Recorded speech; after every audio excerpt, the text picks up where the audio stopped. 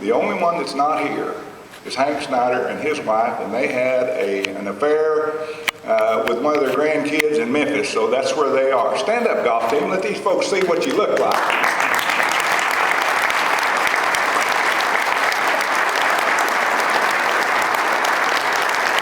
Just a quick story about how that happened. I was not appointed as the coach of that golf team because I could teach these fellas anything about golf. I had not been playing that long myself. But I was bigger than they were. I was on the faculty. They didn't have to pay me to do this, and I could drive a car. And they felt like if I got them out of town that I could get them back. But they were fun to play with, fun to watch. Thank you all for coming.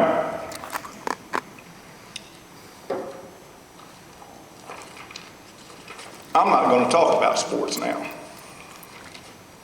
You know, I've taught a number of different courses in several different venues, high school and college, in the work world as well.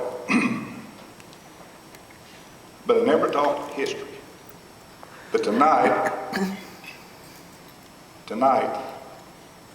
I'm going to share some history with you. This story began in January of 1953 on these grounds. I was a second semester senior at Fort Smith High School. You notice I said Fort Smith High School. When I visit over there, they take North Side down and they put a sign up there that says Fort Smith High School. I'm kidding. But I was a second semester senior.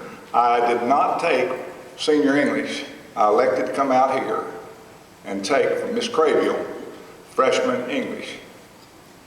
That was my introduction to college, and it was a terrific experience. 1953. That was the first year that this institution was established on this piece of ground. It was given to the college by the county, and at that time it was a county home. They had a couple of buildings over here that were occupied by people that were in need.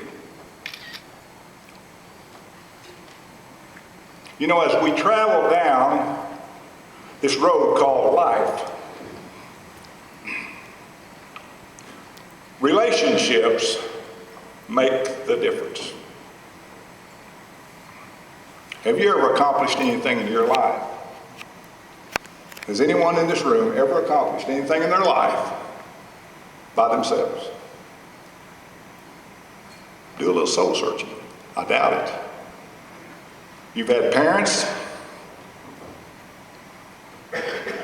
You've had teachers, coaches, ministers, friends. And in the business world and the sports world, we've all experienced competitors.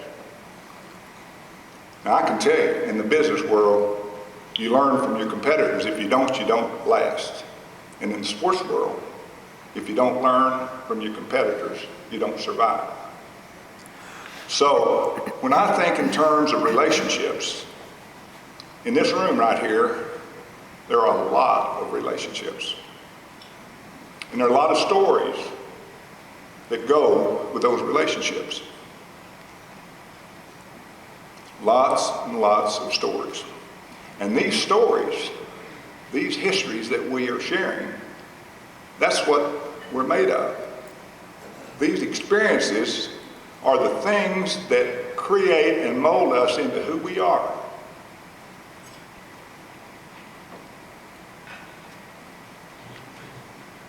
Everyone needs a cheerleader. And I've had the great fortune of marrying mine. She was cheering when I first met her, and she's still cheering. 59 years.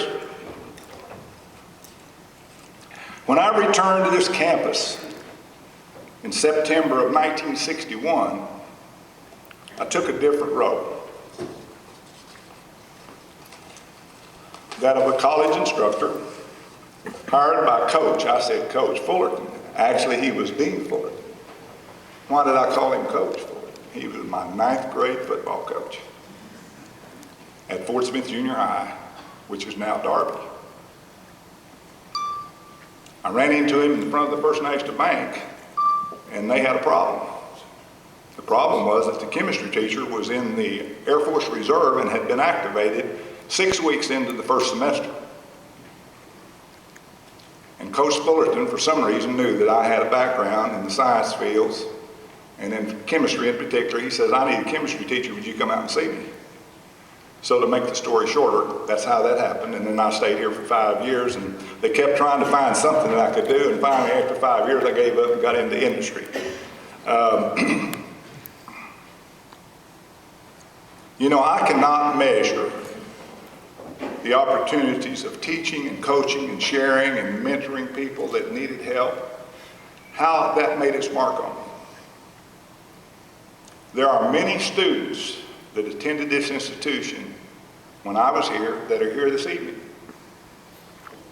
More than 1 or 2. Some of them were in my classes, some of them were in other classes, but we had a bond. The campus did not have that many students, they didn't have that many faculty members, but most everyone knew everyone else. It was a great place to be.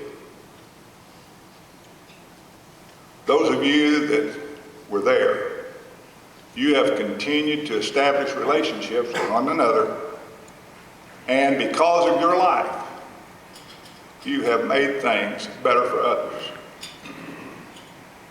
And thank you for the life you've lived. In 1966, divine guidance led me from this institution to the manufacturing world of plastic and sporting goods. For the next 36 years, Ann and I enjoyed raising and educating our children, growing our faith, and expanding relationships across this country and in some parts of the world we never thought anything about traveling and visiting and learning and gaining relationships. Chancellor Joel Stubblefield was a classmate of Ann's. I know you all thought that Ann and Joel were older than I am, but they're just a little bit younger. They were. From time to time, Joel would contact us and he would be seeking advice or soliciting our support for various causes. And I cannot recall ever saying no.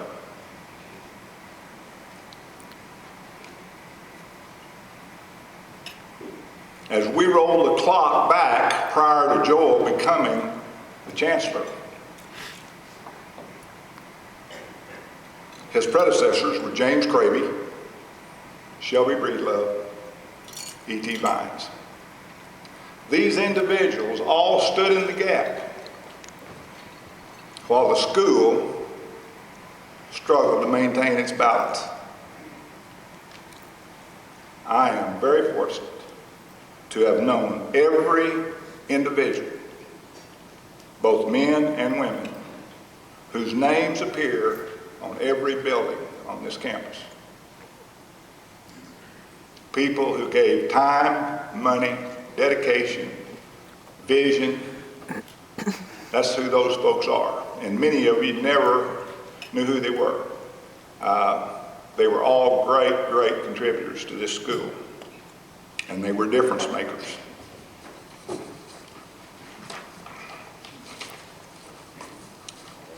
How the school survived and grew into what it is today required unique leadership, special character, vision, and tenacity. History will record how vitally important was their service. Joel Stubblefield was a major pillar of this university. He, along with many others, some who will never be recognized, were drawn to this endeavor. When they heard the statement of need, they responded. We are fortunate to have another individual of great insight, knowledge, energy, and vision Dr. Paul Barron. The Stubblefield-Barron era represents a paradigm of success. Joel and Barbara Stubblefield stood tall together, as do Paul and Janice. Inseparable parts, totally entwined, and forever doing what is right for this school. I'd like for all of us to give them applause at this point.